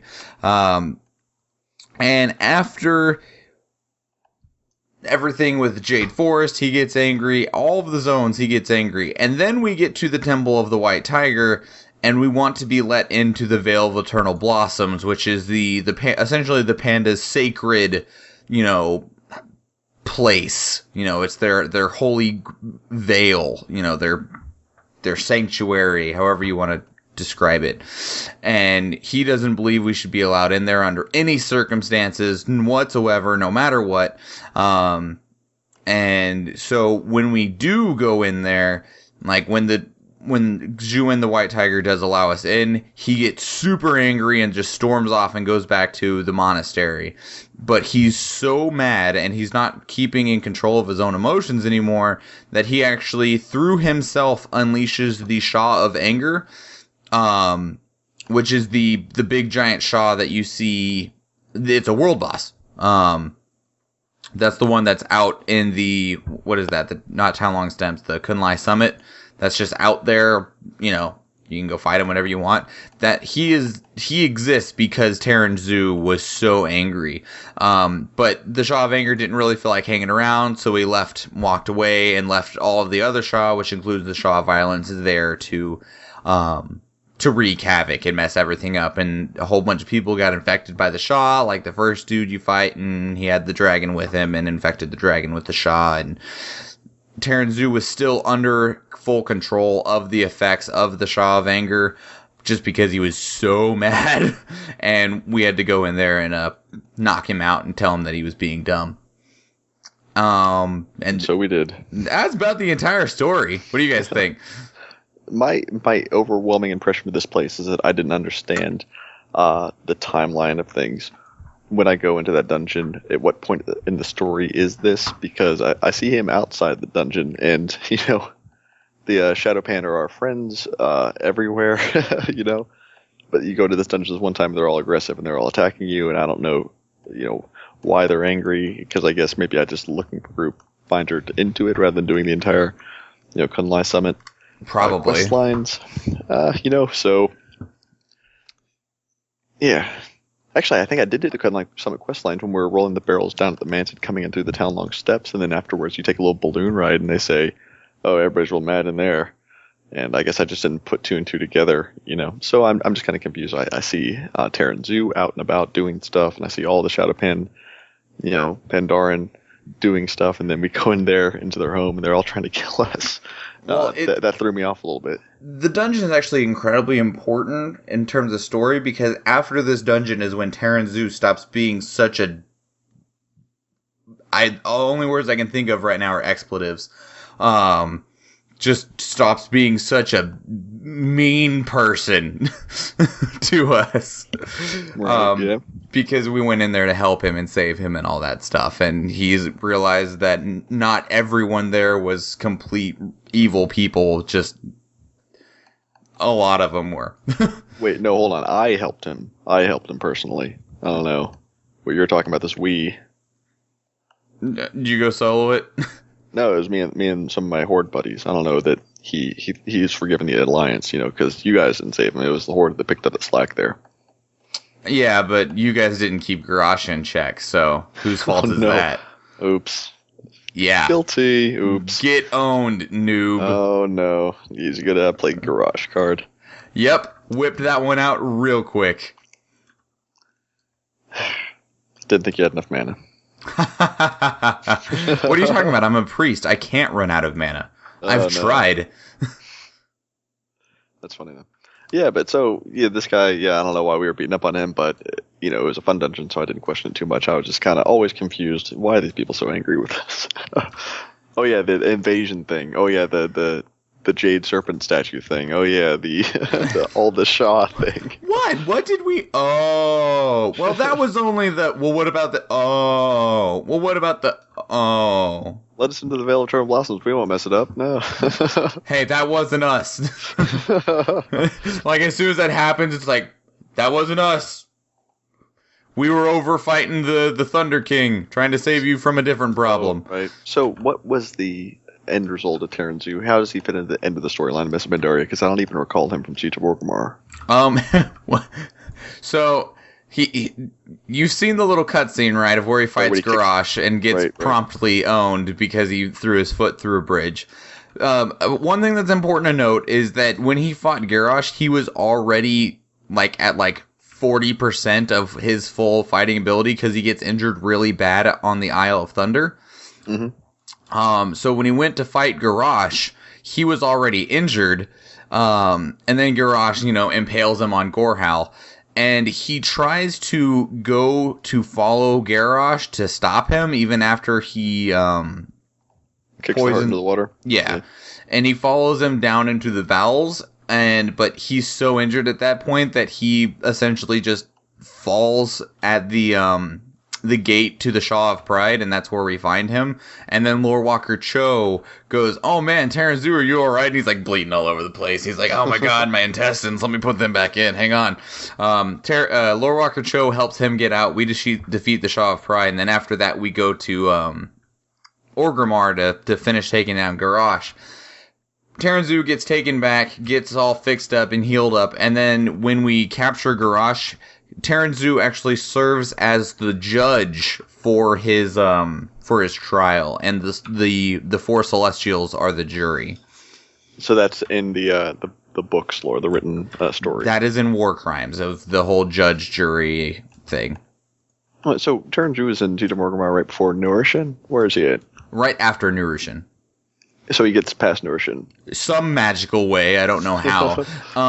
I'm guessing we have already purged him of his, his evil or whatever, of however you want to talk about it. When we went and knocked the crap out of him, but nobody's knocked the crap out of us yet, I guess. That's the only thing I can think of, or I don't know. Maybe he is the head monk, so he has to have some level of serenity in his mind in order to be the head monk. So Nurushin probably let him through without really any question. Yeah, we already purged his anger for him. Yeah, exactly. So you can thank the Horde for that. Now, Florian, have you done the Shaw of Pride encounter on a Horde character? I played most of Mists on Horde, so I would say probably yes. Although I can't remember which one's the Shaw of Pride. Wait, why? The fourth boss of the first wing, yeah. Siege of Orgrimmar. Right before you go to the portal. Yeah, I totally killed that guy on Horde character. I don't remember Terran Zoo being there. I remember Sylvanas and Lorthamar, whatever the Blood Elf guy is, saying, "Oh wow, he left Gorehowl behind. He must be completely." It's before the fight. Yeah, this is. Oh, really? Yeah, before you fight the Shaw of Pride, Terran Zoo is right inside the door on the left. You go around collecting all the little slime things? Yeah, right. Yeah, that's the exact point in time. He's right inside the door on the left. So weird. I mean, maybe he's not there for Horde. I don't know why that would be the case, but... Me neither. No. So weird. I don't know. I've never played a Horde character. I've always been this Alliance scum. That's funny. Well, that's why we watched the Castbar, because at least one of us will get the little details out and blow everybody's mind. Yeah, I did not realize Terran Zoo was right in front of the shop. Wait, Sylvanas is there? Mm-hmm. Yeah. After the fight? Really? Because Lorthamar is there for the Alliance, but Jaina is who's there. Is that right? Because I guess the boats you guys spawn from are Lorthamar's boats? Yes. Just like little blood elf boats. I don't know. I know that it's Jaina and Lorthamar that are in there, and Jaina's the one who says that he left Gorha behind. That must mean he's completely lost it. I just assumed that because it was one Alliance, one Horde character, that they were both, that it was the same on both sides. I really don't think so, but I'm kind of unsure. Florian, do you remember if Sylvanas was there at the end? I'm pretty sure Sylvanas was there, but I don't remember 100% for sure. Now you've got me questioning it too. Because she's at the beginning of the Galacrus fight with us and Lorthamar, and who's the other person we have to protect? Then again, that's a Siege of Orgrimmar discussion for when we finally tap that keg. You have the Archmage that Jaina wants to imprison. That's the other person that's there. You have Lorthamar, Sylvanas, and the other dude whose name I forget. Let's see. Whatever the giant fire mage is, Archmage. Oh god! You quite all right over there? I'm fine. Anyway, this newfangled death setup. Lore grade, Evan, go. My lore grade is weird. It's going to be a ZW. No, I'm joking. It's not going to be that weird. It's going to be a B minus because I was personally confused. Well, it was one of those dungeons that it doesn't give you the lore up front. You would have to have done the zone to understand what was happening, so I can understand where that would come from. Florian, how about yourself? F. That's difficult. I'm going to say F because I hate it. It's a B. I mean, there's enough important stuff going on there, and the Shadowpan and Terranzu are important to the plot, so I'll give it a B. Are they really important to the plot, though? Like, they're supposed to be the people who are there to defend Pandaria from the Shah, and the Shah shows up, and they just all get owned. They're the most, like, underwhelming special forces defense corps ever. Yeah, no, but I mean, also Pandaren before we arrived probably did a whole lot to try to not piss each other off because of this. We've been trained for centuries to ensure that we can combat the Shah when they inevitably return. Oh god, the Shah!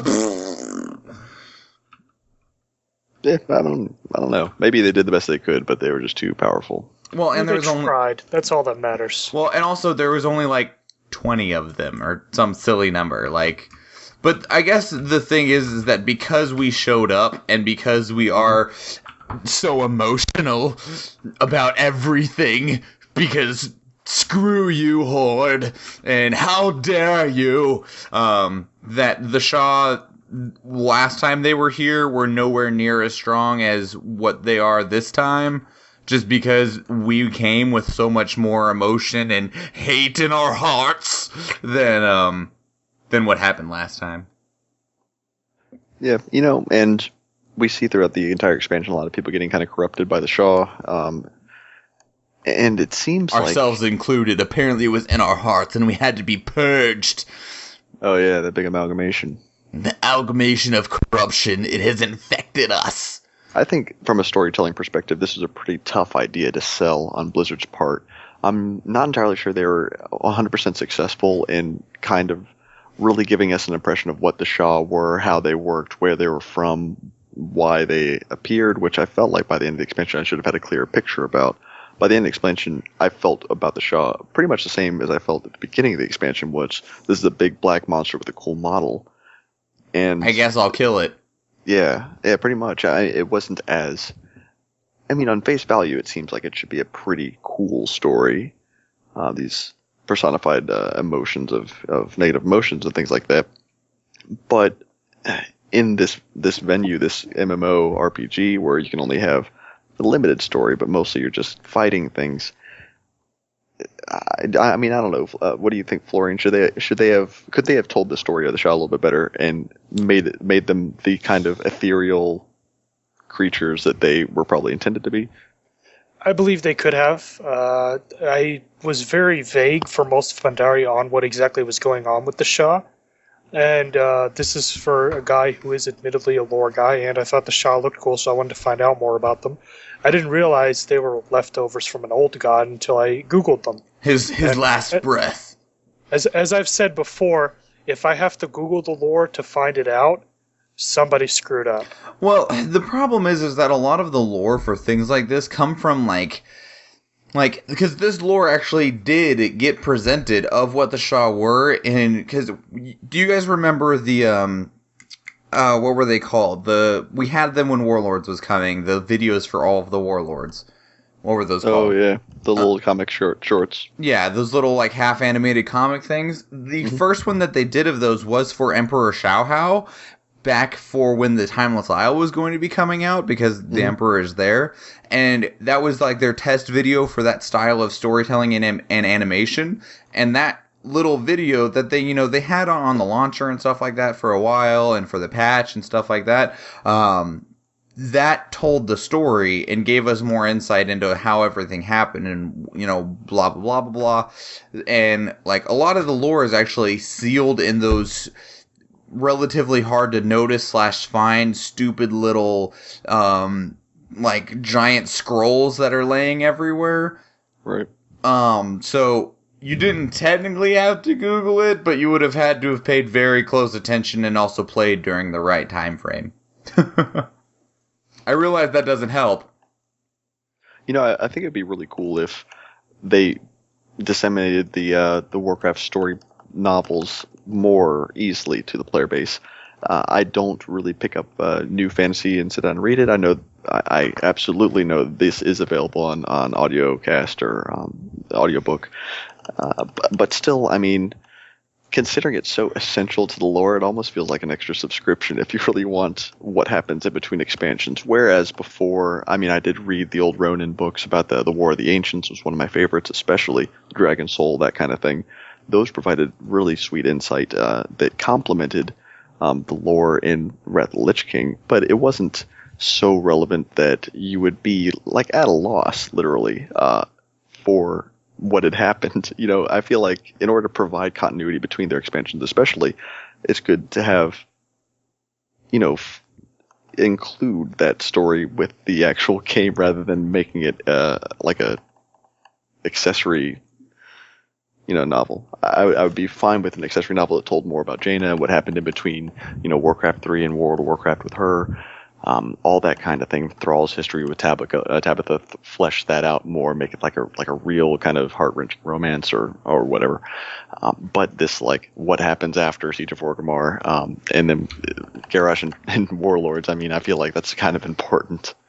It can just be really hard to present that in a way, because with the books, it's just a bunch of word on paper. But if they were to present that in the game, it would either have to be just text on paper, like the scrolls that I described previously, or they would have to spend extra time and resources on visually showing that to you, which, I mean, that takes more time, more manpower, more money. Check this out. You guys ever played BioShock? Yes, I've played them all. Yeah, you pick up tape recorders. The moment you pick it up, it starts playing. What about some kind of memory stones or elements that appear out of thin air whenever strong emotional events take place? You find these on the ground, and then you can have some voice-acted chapter of the book, and you can go out and seek these out and collect them. I'm game. Play them through your game clients. I loved those in all the BioShock games. I always tried to find them all because they were really interesting. So I think it's a really good way of telling a story, too, because it doesn't interfere with gameplay like something like, say, a cutscene does. Like, I know a lot of people hate the cutscenes in raids because they come up every single time you raid, even if you've seen them a million times. And everyone has to exit out. It's not obtrusive, it's just a part of the gameplay. You can continue playing the game while you get sweet lore injected into your ears. It's great. Right, exactly. With a needle. Yeah, I mean, so it would be really cool if you could listen to audiobooks while you played WoW. Well, guess what? You can, I guess, But it would be even cooler if the audio, the content you have to go out and buy in the bookstore, it seems too relevant to me. I just want an opinion on that. Do you think that the War Crimes, did you read it, Michael? Oh, yeah, I read it. Do you think that content was, I don't know, the story of how Garrosh gets to Warlords is not told in any ways besides the book, and that is wrong. Okay, thank you.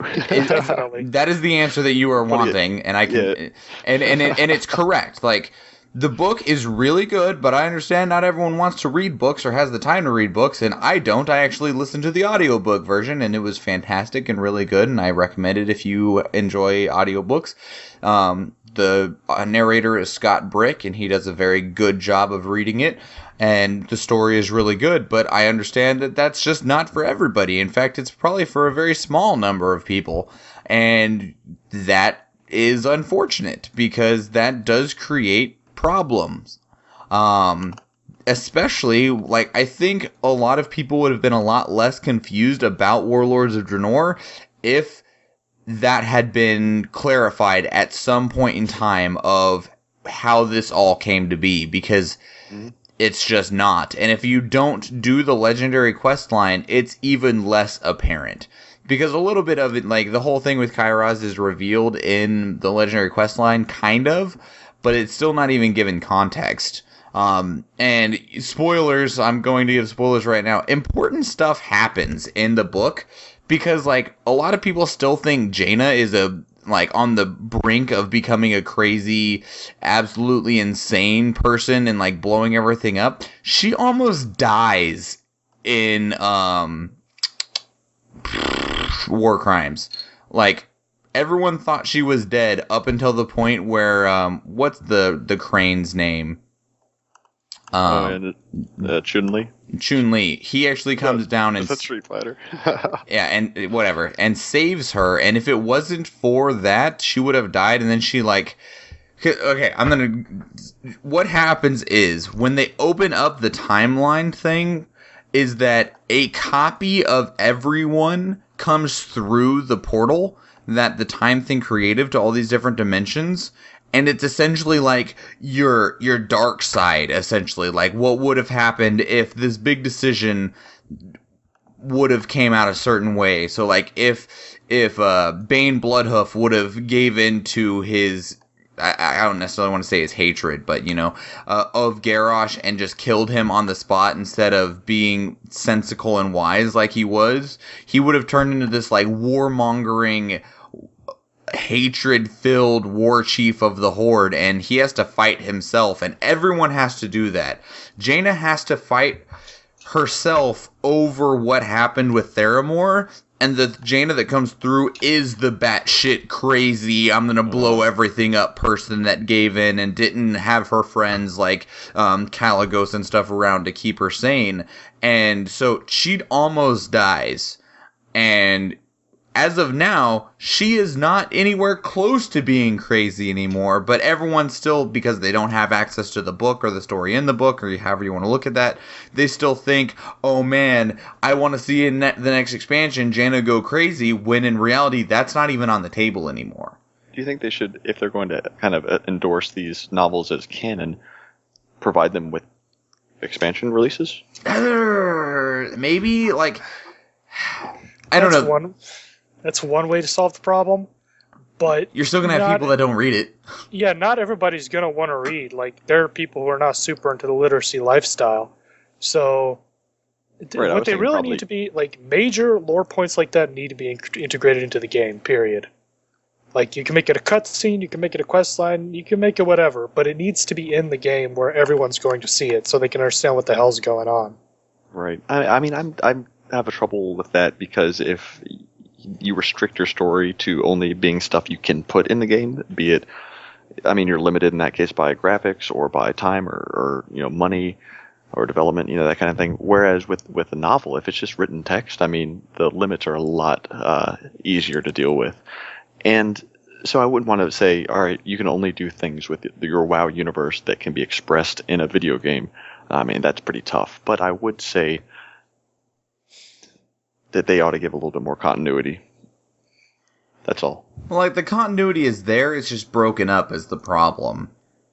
I mean, because, like, honestly, from War Crimes, the person that we need to worry about is Sylvanas. She's right on the edge of going completely insane. But from the game standpoint, she looks pretty in control right now. But the stuff that happens in the book, she is batshit crazy. I have an idea. Easy to implement. A good way to solve this problem. you have Khadgar, probably Khadgar, in an iteration somewhere, maybe even in your garrison, but certainly accessible to people who just pick up Draenor and start the Draenor content. Just with a text dialogue, hey, do you have any questions? And a series of questions and canned answers that say, why is Garrosh here? And he just gives you a clip notes. I think that would be really helpful. Maybe? It would be helpful, but it's still not the best way to present the lore. And by not the best, I mean possibly the worst way to do it, aside from not having it at all.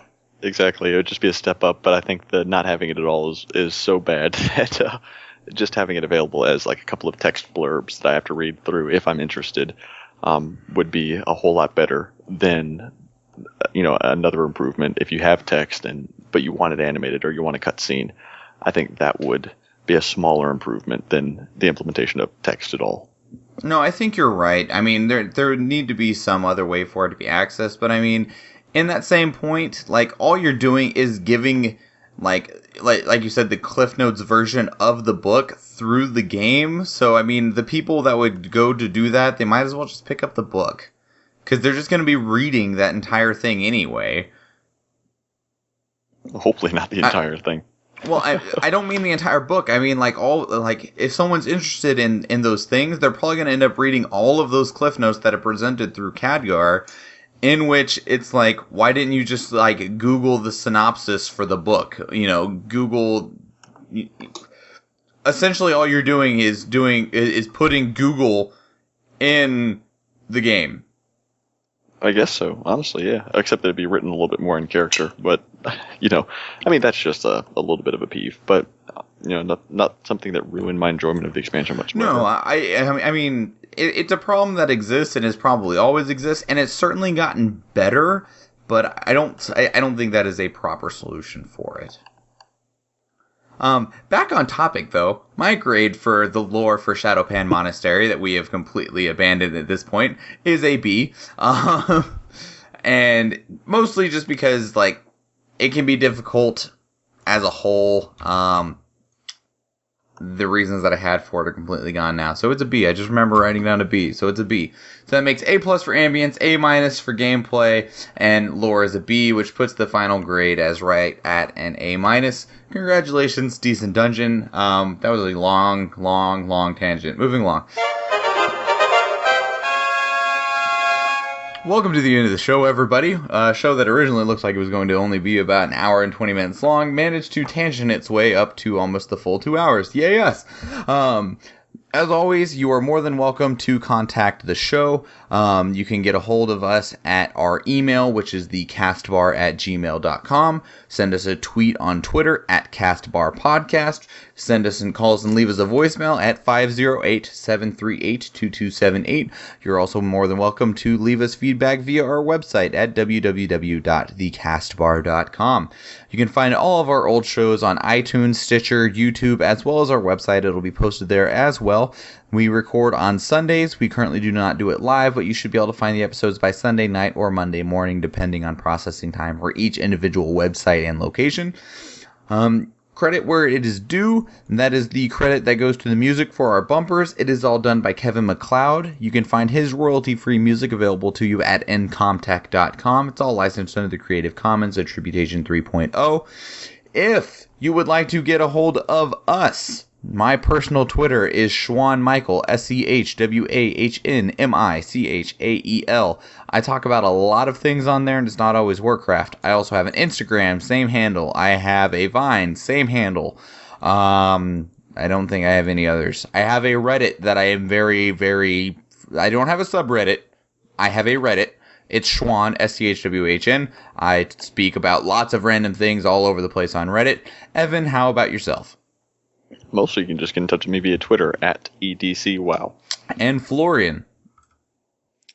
I promised I'd give out my Twitter if we got mail, so I have to give it out now. It is still the terrible name at Phalanx, spelled F-A-L-A-N-G-X. If you have an idea for a better name that isn't dumb, please tweet me. Oh, that's a great name. Don't beat yourself up about your name. It's your own name. What's wrong with you? Oh god, if I still use my handle from 14 years old, it'd be like Ron Madragon 77 or something. Giant cock 679. That was from the pre-college days. Pussy Destroyer 1429. I thought this was a rated T podcast. That still falls under rated T, by the way. Oh god. Like until we use the only thing that pushes it beyond what is considered a clean podcast is the F word. Like shits and dams don't do anything. It's only that one word. Starts with an F and rhymes with puck. Right. Well, we have an audience with delicate sensibilities, so maybe we should think of them too. Do we? Maybe. If I'm offending you right now, please let me know, and I will change. I will change my email from Pussy Destroyer. Oh God, never mind. And we've degenerated into 12-year-old boys. Congratulations to us. In other news, Florian, how was your introduction foray into Heroes of the Storm that you've been doing while we've been recording? It's been pretty good. It's very, very difficult because of no mouse. But oh, I didn't even think about that. That must be terrible. Even with a trackpad, I'm getting super into this. I cannot stop playing. And Evan, how's the garden? It's getting a little bigger. It's getting a little hotter outside. Yeah, so going well. I found some mites on a staghorn fern, and I was wondering why it wasn't doing so well. Now I know. For those of you who don't know, Evan is what is a garden person called? Not a florist. They actually have a name. A botanist. Horticulturist. Is that right? Horticulturist. Horticulture. Is that an actual term? Horticulture. That's Are you term. joking? I know horticulture is a term. I don't know if a horticulturist is a term. Horticulturalist. Horticultural. I, on the other hand, did almost all of Blackrock LFR while we were talking. I only have Blackhand left to kill because Tap. I am so far away from having 900 elemental runes. Screw this. We just swap to a quieter keyboard while we're recording. No, most of that tapping was Florian. Oh, is that right? Yeah, blame him. Corrected.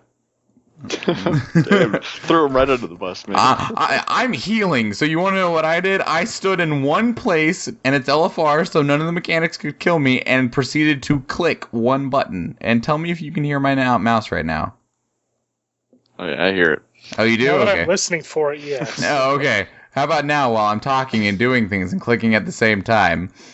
Oh, Yeah, that's a little different. Yeah, okay. There you go, Florian. You just gotta talk constantly. Non-stop, Florian. Non-stop speakity spoosh spoosh boo. Anyway, end show. Yeah. You are out of time. And now Well, I'm we ran gonna out of time say a while some ago. words.